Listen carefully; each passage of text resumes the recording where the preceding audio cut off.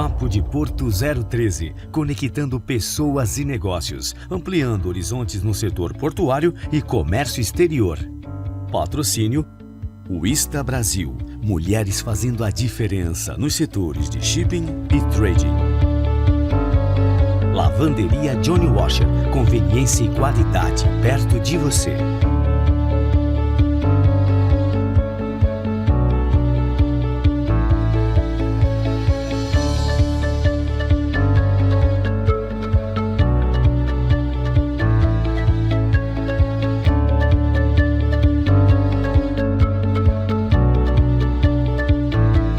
Olá, sejam muito bem-vindos a mais um programa Papo de Porto 013.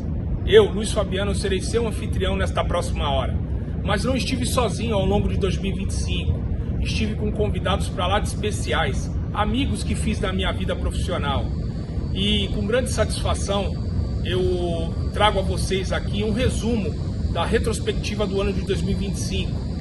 Quero aqui agradecer a todos os convidados, convidadas e as pessoas que acompanham o nosso canal, que trouxeram um verniz a mais para o programa do Papo de Porto 013. Aproveito também para desejar a todos um Feliz Natal, um próspero Ano Novo, um Ano Novo cheio de saúde, paz e alegria. E agradeço imensamente a todos vocês que contribuem a cada terça-feira para a melhoria do canal. O meu muito obrigado, que Deus agracie a vida de todos vocês, um grande abraço e fiquem com Deus.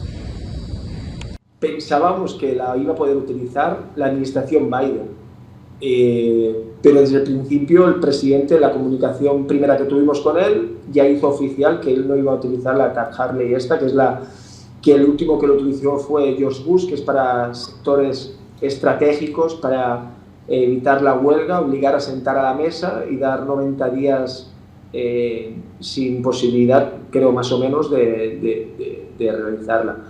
Ahora con el presidente electo no parece que lo vaya a hacer, no tenemos la convicción 100%, realmente esta semana estamos adelantando mucho y esperamos, si Dios quiere, poder en los próximos días poder anunciar que hay acuerdos, pero si va todo bien, obviamente.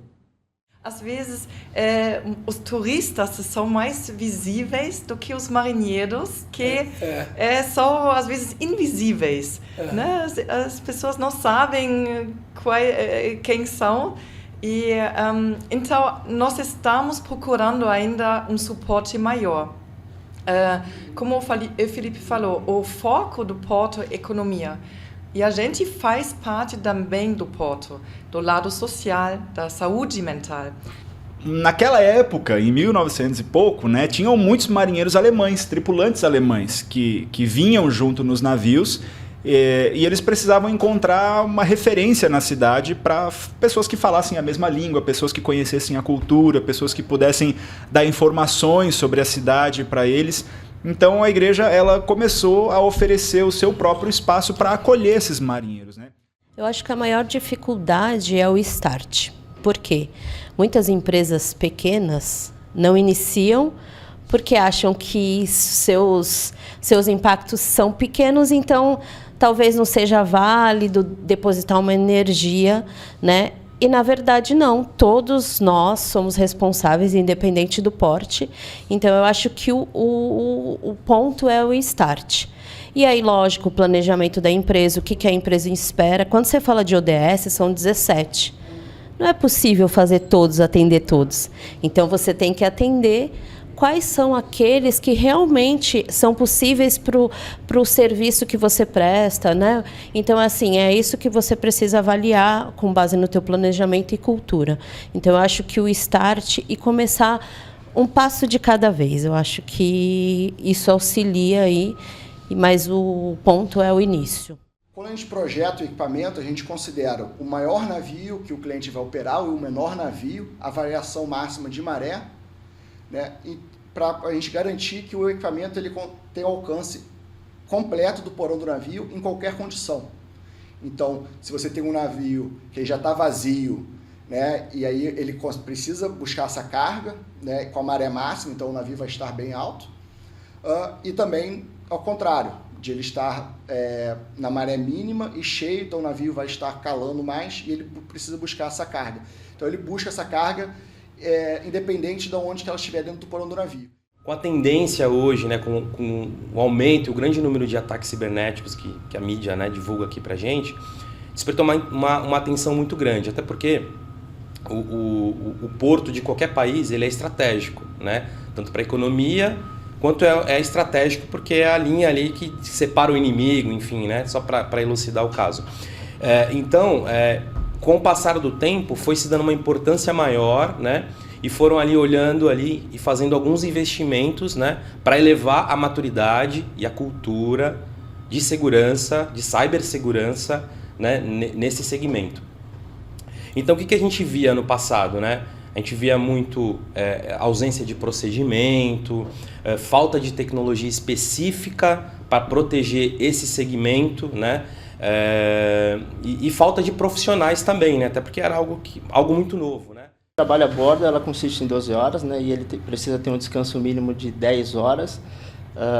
Quanto à jornada de trabalho fora, né, assim que ele estipulou seu contrato de trabalho, eu já vi casos de tripulantes desembarcar de um navio e embarcar em outro, né? Então isso era uma coisa que tenho que ver bem a fundo com a MLC, mas pelo menos até onde eu vi não teria esse problema, né? Geralmente os tripulantes eles desembarcam porque a partir de tanto tempo a bordo eles estão com saudade da família né, eles ficam tanto tempo em isolamento, eles acabam ficando de 4 a 6 meses e depois embarcam novamente, né?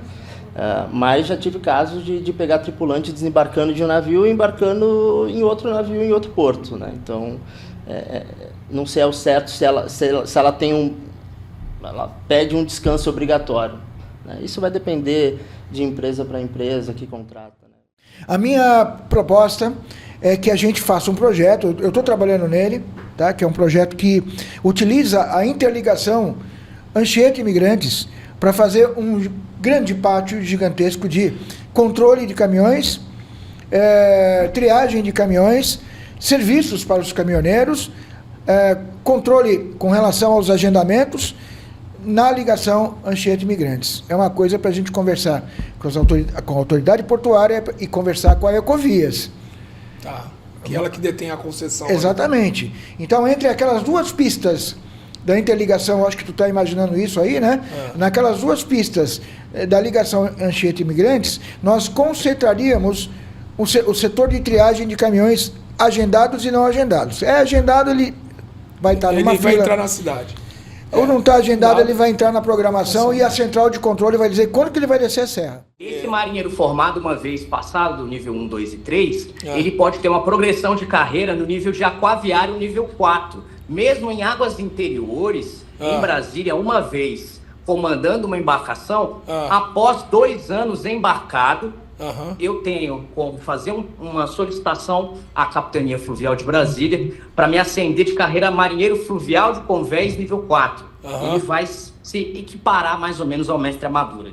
O interessante é que o marinheiro que atua em Brasília, ele tem essa oportunidade de ascender de carreira, se tornar nível 4 em embarcação e poder fazer um treinamento, né, fora de Brasília, mas que possa qualificá-lo para mar aberto também. Nesse quesito eu digo, Brasília abre a oportunidade para você seguir o início da carreira de praticagem, por exemplo. A disponibilidade de valores, eles existem, mas os projetos, ao longo dos 5 últimos anos, para você ter uma ideia, nós temos 1.360 projetos aprovados, num valor total de 45 bilhões. Mas nós não sabemos como está o acompanhamento desses projetos. Nós sabemos que a outorga foi dada, o projeto no Conselho Diretor do Fundo da Marinha Mercante foi aprovado, mas o acompanhamento da execução desses projetos a gente não tem notícia. Cada vez mais a tecnologia está avançando, né? A gente consegue ter mais tecnologia, trazer mais para próximo do digital e mais para próximo do real, né? Eles serem uma coisa praticamente única. Então, cada vez mais a gente está conseguindo ter isso. E lá fora isso já é uma realidade.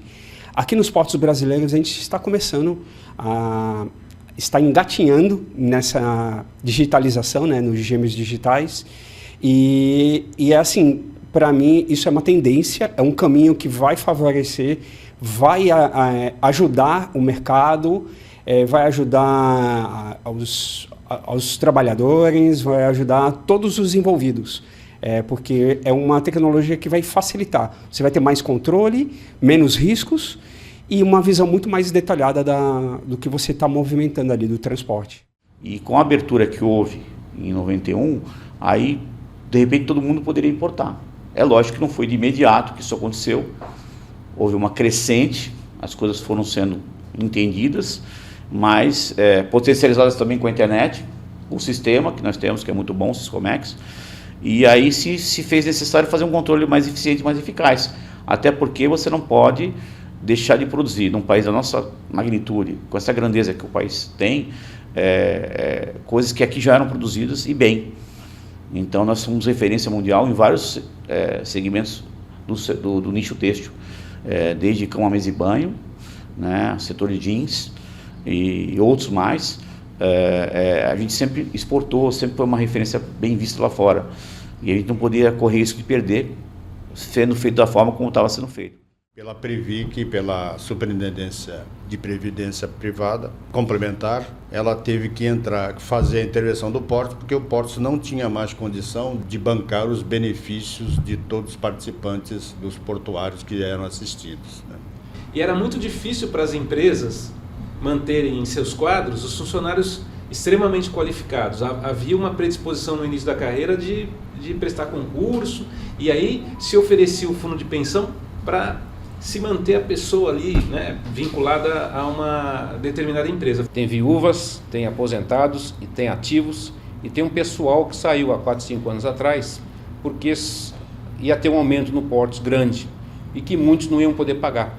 A gente está tentando uma solução para que eles voltem, retornem. São poucas pessoas, mas que foram atingidos com um problema grande aí, porque hoje, se saírem da companhia, só tem o INSS. Comecei assim do zero e aprendi muito, foi uma escola. Fiquei 10 anos na TV Tribuna, no jornalismo diário. Ali eu passei pela apresentação dos telejornais, JT1 e JT2, passei pela previsão do tempo, pauta, produção, até que terminei no esporte. Comecei a cobrir o Santos, inclusive, na época.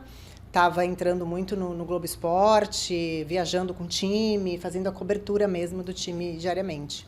Também foi uma experiência nova, assim, de atuar no esporte, principalmente no futebol, né? Mulher, eu estou falando coisa de 20 anos atrás, a gente tinha grandes dificuldades, que hoje já passaram aí por esses obstáculos, mas na época ainda tinha muita dificuldade de cobrir campo, era bem difícil, assim. Olha só, o trabalhador não é desqualificado. Talvez ele não tenha a qualificação que deveria ter hoje, 2025, por conta da culpa de uma série de coisas. E é importante a gente colocar isso, inclusive dos sindicatos à época.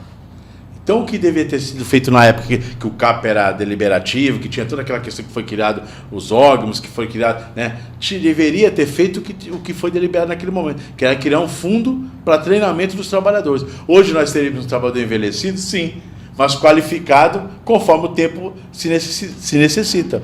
Mas não foi feito isso. Os sindicatos, na época, não cobraram da maneira que tinha que ser cobrado, os operadores não se interessaram, a gente acabou aceitando porque achou que não quer envelhecer, que os anos não queriam passar, o que é natural, e houve um erro de uma série de coisas. Mas a parcela dos operadores, ela foi a maior, porque eles tinham que ter feito fundo para investir e eles não o fizeram, se atentando a outras coisas. O profissional ele tem que estar antenado, ele tem que saber como ele elaborar a declaração única de importação, ele tem que saber preencher. A classificação fiscal, muitas vezes ela é sugerida pelo importador e o despachante ele tem que fazer essa análise e orientar, instruir o seu cliente da melhor forma possível como proceder. Obviamente, se muitas vezes não acontecer essa consulta e você não tiver a certeza do que você está declarando, você vai ter esse problema. Só que isso é competência da Receita Federal. Então, se você não faz o seu dever, você não emite a declaração de acordo em conformidade, automaticamente a Receita Federal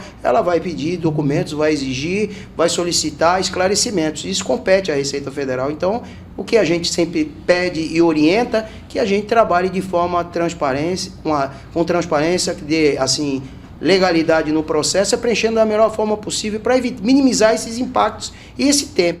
Todo navio tem o seu diagrama, onde estão as perpendiculares traçadas, pré-traçadas, né? De forma que em qualquer lugar do mundo você vai utilizar a mesma técnica. É só olhar no desenho, ver onde estão as perpendiculares e fazer as correções para essas perpendiculares. Tudo igual. Não tem mais problema antigo nenhum. Antigamente não era nem tabela hidrostática, eram, como você falou, curvas hidrostáticas. Vou ter que levar os quadros aqui para colocar aqui, para acertar o ponto, o erro é maior. Agora elas vêm todas através de tabelas em que você entra e faz a interpolação ali e resolve na hora o problema. Não precisa mais de esquadro, nem de essas coisas aí. E os calados também antigamente vinham em pé polegadas, né? Hoje também que o sistema imperial. Hoje não, se usa o sistema métrico, já em todos também, que é muito mais fácil. A polegada, você tem um erro maior, que é 2,34 centímetros, né? Enquanto 1 centímetro bem menor, então o erro aqui é maior. Então são coisas simples que podem ser feitas no porto que o trabalhador iria atender. Eu também gosto de certas oportunidades que a gente tem, mas a gente precisaria mudar, porque o mundo hoje ele é totalmente diferenciado do nosso passado. E nós estamos muito presos a isso. Enquanto nós não mudarmos, nós vamos estar passando por esse momento, sendo criticados, porque hoje o porto é um BBB. O que você está fazendo está sendo localizado. O setor patronal ele tem ciência de tudo que o trabalhador está fazendo. Então, não é só a minha, a gente gosta, a gente quer trabalhar, só que o pessoal está cansado, tem uma categoria envelhecida, eu sempre falei isso, tá? Então nós precisamos regrar as coisas. Hoje nós temos essa PL 733, ela está nos tirando todos os nossos direitos, mas a gente precisa ver aquele companheiro que está no sistema e ele também quer ir embora. Só que tem que ser embora com uma coisa justa, uma coisa bem feita. Já na matrícula a gente consegue entender cada aluno, né? Então quando eles vão fazer a matrícula deles, a gente montando a turma, a gente já consegue desenhar o que a gente chama de perfil da turma, né? Então a gente consegue medir ali qual vai ser a faixa etária, qual a classe social, quantos ingressam trabalhando, e aí a gente tenta entender quantos desses alunos estão ali para ingressar no mercado de trabalho como o primeiro trabalho e quantos já atuam, né? E quantos já trabalham, porque o papel do professor ali dentro, ele é crucial, né? O professor é como se ele tivesse ali numa aula de 50 minutos que atender a necessidade específica de cada um dos 40 alunos, porque nossas turmas são de 40 alunos, né? Então a gente tenta passar, principalmente a gestão tenta passar num panorama geral, né? De como é que vão ser essas turmas. No ano que nós entramos nesse mercado, nos anos de 2010, era a época de Getúlio Vargas da industrialização, ou seja, estavam se comprando portainers para atender os navios maiores, os RTGs, estavam comprando grandes equipamentos, tinham terminais que estavam colocando em cartazes que tiveram investimento de 15 milhões em hardware e software para atender a operação, e eram grandes investimentos, né, em hardware principalmente, equipamentos, para se atender à necessidade operacional. Dito isso, o mercado ele se evolui, né, como todos os outros segmentos, né, todo o mercado se evolui, e o mercado de porto ele vem numa evolução. Então, ele partiu dessa parte de equipamentos, e ele foi se evoluindo, trazendo softwares, soluções, automações. Se você tem talento, você tem qualidade, você tem capacidade, eu acho que sempre vai haver espaço profissional para você, onde quer que o seja na comunicação, seja como um operador de ship to shore, seja um operador de ship loader, seja um operador de gate, seja um executivo da área portuária. Então, se você é um bom profissional, empenhado, que cada vez mais estuda, se dedica, né, e se empenha para que você possa desenvolver a tua função e esteja, né, blindado desse universo do mimimi que eu digo hoje em dia, que existe muito polarizado e que a gente gasta e perde muito tempo com isso, eu acho que você sempre vai ter oportunidade, seja onde quer que for, né? Seja na comunicação ou qualquer outra função. Você precisava de alguém, de um office boy para ficar juntando, porque eram vias pretas, verdes, roxas, e aí depois você tinha que ter alguém para carimbar, para grampear e tudo que você tinha que anexar, BL, a fatura, enfim, a guia do SDA. Hoje em dia você não tem nada disso. Hoje em dia você não tem mais documento. É tudo no âmbito digital. Você tinha que ir para a alfândega, dar entrada no documento, aí você tinha que ter uma base na xerox da porta da alfândega para correr, porque fechava às 17 horas, você tinha que ir correndo, senão você não conseguia dar entrada. Hoje em dia mudou tudo, né? Depois a gente passou a dar entrada na exportação em envelope, para poder desembaraçar. Hoje em dia também não tem mais isso. Hoje em dia na exportação, muito rápido, 24 horas você desembaraça. A coisa evoluiu de uma maneira gigantesca e não tem como ser diferente, né? Não foi uma abertura plena, foi uma abertura limitada à carga própria.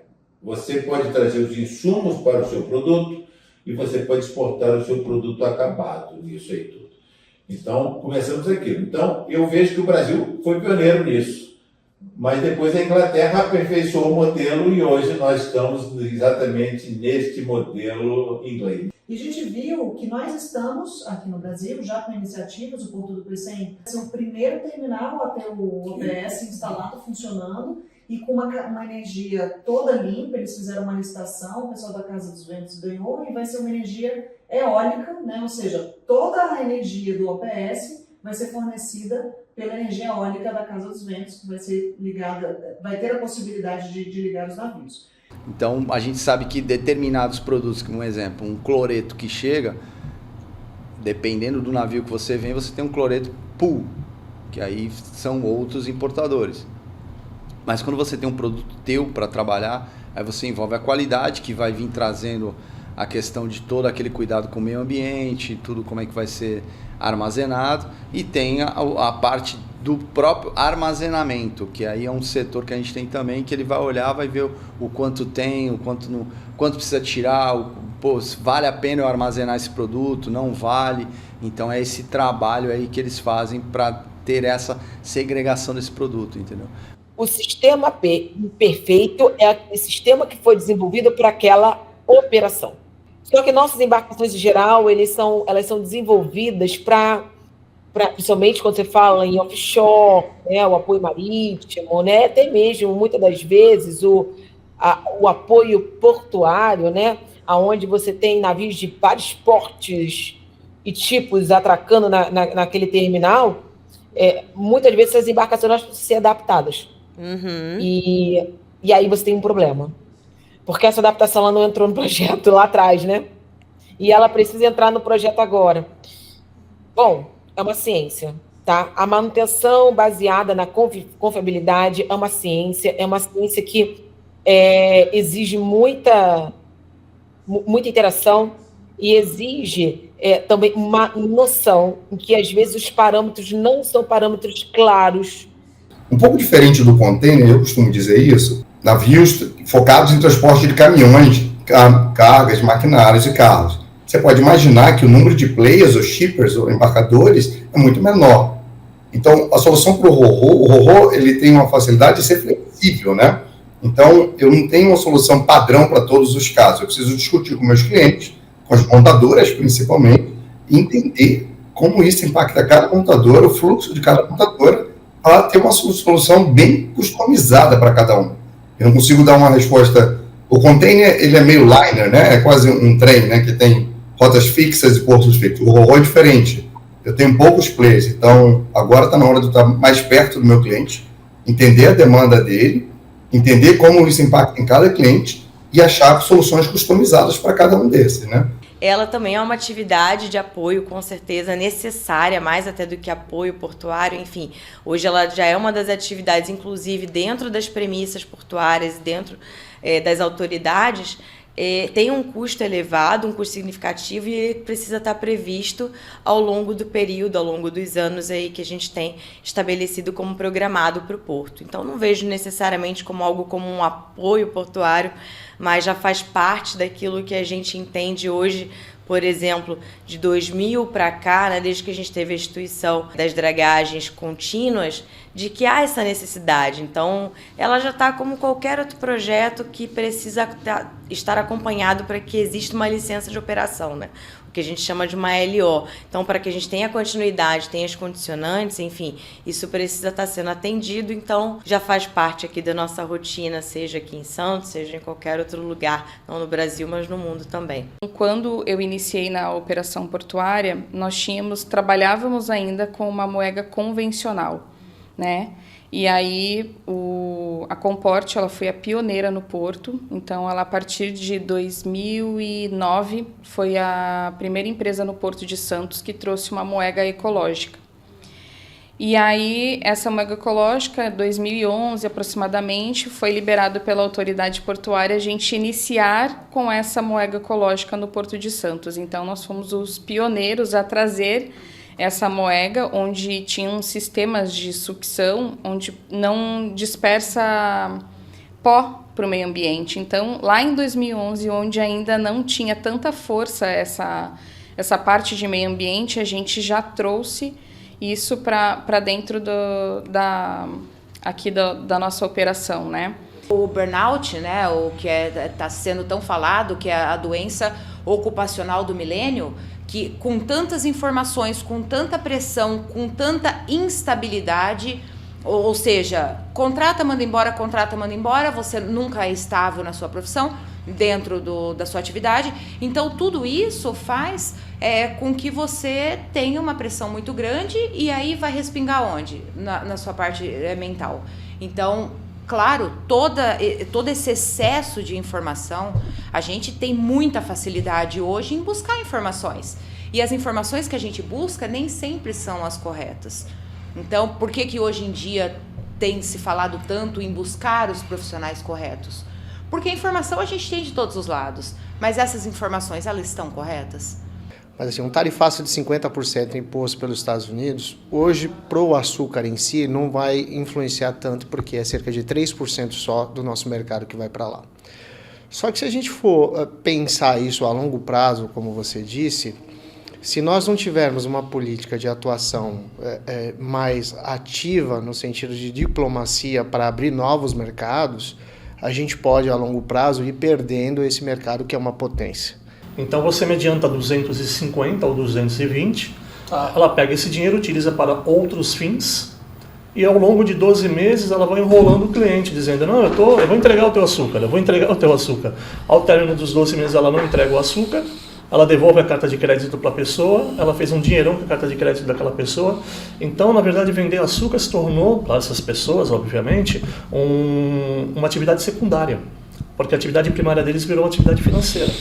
E aí, quando um terminal que não era exclusivamente de container, como um terminal de granel, por exemplo, ou um terminal de carga solta, tinha muita dificuldade em implementar um produto ou um software ou controlar a sua operação de forma digital com qualidade. Então as pessoas realmente não tinham um software que fosse focado para essa categoria de produto. Eu acredito que o desenvolvimento do software voltado não só para celulose foi importante a gente criar algo disruptivo do que hoje já existe no mercado.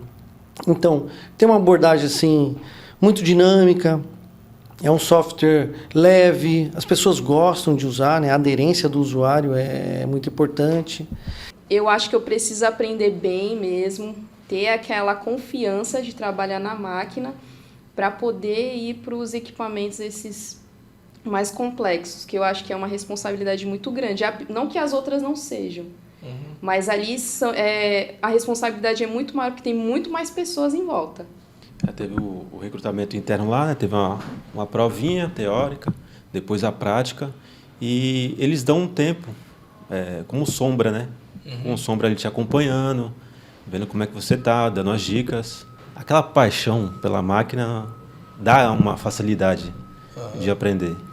A gente foi fazendo uma questão de progressão, de exercícios e tudo mais, mas a gente só vai pegar na prática mesmo. Conforme a gente for trabalhando mais, a gente vai ter mais noção, movimentação em pequenos espaços. Eu sinto que foi uma base para a gente começar os trabalhos. Pode parecer simples, né? Eu faço um backup. Não está limitado a só fazer um backup. Você tem a questão de como a gente falou, né, de confidencialidade desses dados, de segurança, no nível de quem que pode ter acesso a essas informações. Algumas vezes, e na maioria das vezes, um grande volume de dados, ele é restrito e ele é extremamente confidencial para a empresa. Imagine você abrir as portas da sua empresa sabendo qual é o seu faturamento, qual é o custo que você tem, quanto que você... qual a sua margem de lucro em alguma determinada operação. Ninguém quer abrir isso e como que isso é calculado. Então, essa é a primeira camada de proteção que a gente precisa ter em cima desses dados, né? O cybersecurity faz total sentido dentro do Port Performance. Porque a partir do momento que a gente estiver falando de dados, conectividade, portos conectados, né, as conversas inevitavelmente vão para como a gente leva inteligência desses dados para apoiar a tomada de decisão. Quanto mais dados que a gente tiver, mais vulnerabilidade a gente também tem. E esses dados são estratégicos para as empresas e para o país, para questões de segurança. Então, a cibersegurança, com certeza, faz parte do Port Performance. E, inclusive, a gente vai ter uma palestra sobre a questão de conectividade wireless num grande porto aqui no Brasil. A gente visitou todas as embaixadas do exterior em Brasília. É uma logística assim absurda. Ainda bem que elas são todas no mesmo bairro, né? Então você agendava 10 da manhã com o embaixador, vamos dizer, Suriname, 11h30 com Guiana, 14 horas com Venezuela, às vezes 5 embaixadas num dia. Nós visitávamos para mostrar o projeto, eles ficarem cientes da nossa viagem, para nós não termos também algum problema, né, durante a viagem na relação a fotografar os portos. Então, você chegar num porto estrangeiro com todos esses dados e informando que já estivemos na embaixada lá no Brasil, é uma logística muito grande. A logística foi o fundamental para a produção desse livro. Senão você não ia... Tiver logística, controle, organização, você não faria um livro desse porte. Quando você pega no terminal de containers, os equipamentos são equipamentos móveis, todos eles motorizados. Alguns deles já com motores elétricos, né, já nesse viés de descarbonização, mas alguns ainda com motores a combustão. E não adianta, motor a combustão tem vida ali, certo? Então, se você não lubrificar, se você não fizer as coisas, você vai tirando a vida dele. Quando ele para, os terminais, a maioria, não tem condição de fazer o que tem que fazer. Quando muito, você consegue desmontar e talvez mandar uma parte para um terceiro. Para a retífica. Né? Uma retífica. Né? Então, isso é muito complicado. Então, esse é uma mão de obra que não tem aqui. Né? A DPOR está querendo montar alguma coisa, avançar um pouco no trabalho em motores da combustão. Nós temos uma série de elementos que são proporcionados em capacitação dos portuários, que eles precisam estar alinhados com o PREPOM, que nada mais é do que um documento que a própria Marinha, por meio da a Diretoria de Portos e Costas, ela prepara esse documento, onde ela estabelece certas exigências para que aquelas instituições de ensino estejam aptas a poder prover a capacitação daquele profissional naquele curso específico. Bom, então essa talvez já seja a primeira delas, né? Nós estamos falando dos portuários e, naturalmente, todos os aquaviários passam pelos órgãos de formação alguma vez na vida, ligados à Marinha do Brasil também.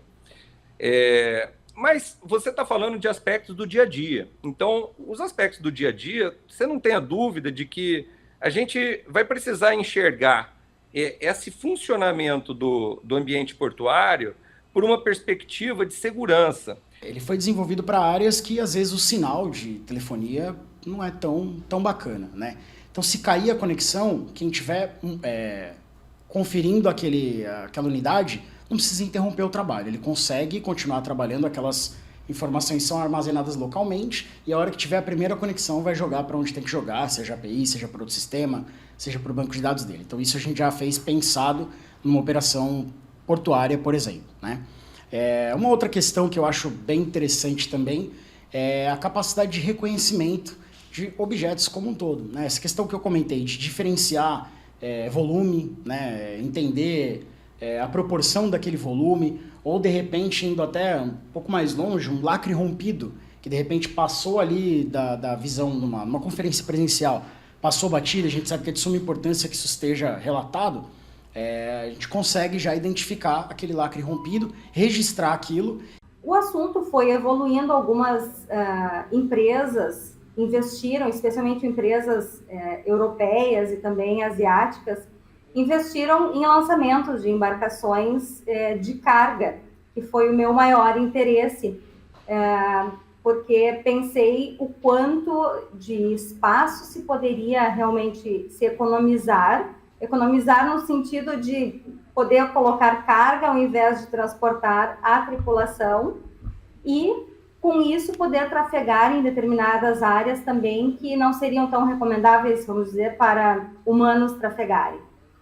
Então, em 2017, o Comitê de Segurança Marítima da IMO começou a trazer esse assunto para debate no sentido de trabalhar numa regulação. Porque a gente fez essa doação como um serviço, né, pro governo federal, na pessoa da ANTAC. E quando isso foi recebido, automaticamente eles têm algumas necessidades internas, né?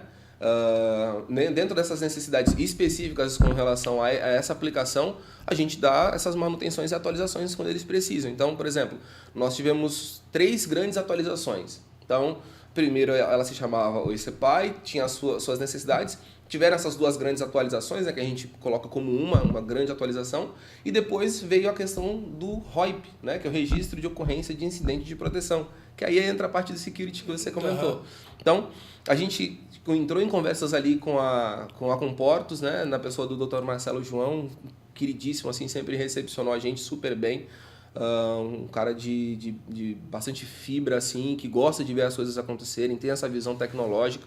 No primeiro momento, eu achei que eu fosse ter muita dificuldade de relacionamento com os antigos, justamente pela diferença, né? Então, assim, como seria recebida, porque a gente fala assim, poxa, pensei que fosse chegar aqueles mulherões, vem vocês tudo pequenininha, e aí eu falei assim, nossa, eles vão duvidar se nós vamos trabalhar, e aí vem aquela questão do preconceito, né, que a gente não fala nem muito do assédio, mas muito mais do preconceito, que é aquela questão do preconceito, poxa, será que eles vão respeitar? E foi totalmente ao contrário. Desde que eu entrei, eu tenho uma visão, assim, muito de abraço. Eu abraço, eles me mandam mensagem, me acordam para eu me escalar, e todo mundo, não só a categoria de estivadores, como outras categorias, né, que aqui nós temos a capatazia, o bloco, o próprio terminal. Todas as vagas, todas as funções que existem num hotel, existem também num navio de cruzeiros. Logo, qualquer pessoa é apta a trabalhar a bordo de um cruzeiro. É preciso ter mais de 18 anos, falar inglês, mesmo para quem vai trabalhar na temporada brasileira, e ter uma vocação para lidar com pessoas. Todo o restante, as pessoas se qualificam, são treinadas. O cara, quando vai para bordo do navio, a menina, o rapaz que tem essa oportunidade de trabalhar a bordo, ele não quer mais voltar para dividir a casa com os irmãos dele, não quer mais voltar, porque ele mora no navio, ele não paga o aluguel, ele não paga para comer, ele tem a roupa dele lavada e ele vive num lugar que é um hotel flutuante. Então, o que nós queremos agora? É priorizar que quem está aqui tem as condições de disputar essas vagas no mercado de trabalho. Se não quiser a vaga, tudo bem, né? E aí tem N fatores, né? Inclusive, o professor Daniel Divino, do Senai, apresentou um estudo muito bacana, falando, esse tinha um enfoque na questão da construção civil. Que quando a gente olha, a gente fala, mas a construção civil é para construir prédio de apartamentos. Não, a indústria se utiliza muito dos profissionais da construção civil. E aí nós temos lá quais são as métricas, né, que eles enxergam para entrar no mercado, sobretudo os mais jovens, para entrar no mercado de trabalho. É a questão do ambiente, é a questão das condições de trabalho, é a questão do salário e como é que nós estamos lidando com esses assuntos. Então, a partir daí, então, começou a tentar usar a prioridade, inclusive, para outras categorias, quer dizer, estiva, conferência, etc. Tentaram usar a prioridade também e conseguirem muitos portos. Muitos portos aí, depois dessa decisão do Supremo e depois da existência da própria 12.815, fizeram muito acordos usando a prioridade. Por isso que tem esse batalhão grande, enorme, mais de 60, 70 mil pessoas de fora do sistema trabalhando com vínculo nos portos brasileiros. Em função das dimensões das peças, elas são enviadas pré-montadas. Tem uma parte do guindaste que ela pode ser pré-montada, e a gente envia isso das nossas fábricas da Polônia e da Bélgica, né, e a gente completa a montagem do equipamento no site do cliente. Isso traz um ganho econômico muito conveniente, porque se você fazer um frete internacional com navios, já com essa infraestrutura de fazer a movimentação de um guindaste e crane completo montado, então você adiciona um custo financeiro que na maioria dos projetos não é competitivo. Ou seja, sim, é possível, já fizemos isso, representa um valor muito baixo do nosso modelo de logística. A grande maioria dos guindastes são enviados, como eu comentei, pré-montados. Se for, por exemplo, deu um problema de radar, um sensor não está funcionando, aí a correção é feita na própria máquina, né? Porque, no caso, a gente tem a máquina de pátio, tem todo o sistema de sensoriamento instalado nela, e tem uma lógica por trás que é o que faz ele operar de forma autônoma, né? Eu digo o operador lá na sala de operação. Então, quando a gente chama de autônomo, é como você está falando, é como se fosse uma operação assistida. Então, o operador ele só vai falar assim, máquina de pátio, recupere da baliza tal, né? Como se fosse do quilômetro 1 ao quilômetro 10, né? Que a gente chama baliza 1 a baliza 10.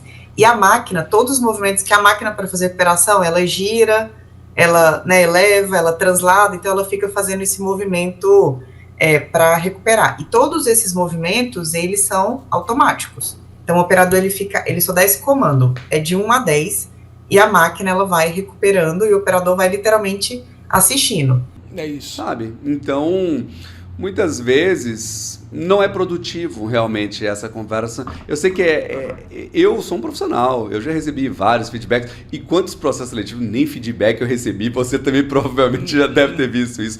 Essa é a pior forma de lidar com o candidato, não dar retorno. Eu acho muito desrespeitoso, porque o profissional, ele se dedicou ali a mandar um currículo, ir para entrevista, ele dedicou um tempo, ele reservou, acho que o mínimo que o candidato merece é um retorno. Olha, Fabiano, obrigado, dessa vez você não foi o profissional escolhido, foi uma outra pessoa, mas surgindo qualquer oportunidade a gente volta a falar com você. Não é a resposta que você gostaria, a resposta que você gostaria é parabéns, você foi contratado, mas você foi minimamente respeitado, você sentiu que a empresa teve uma atenção.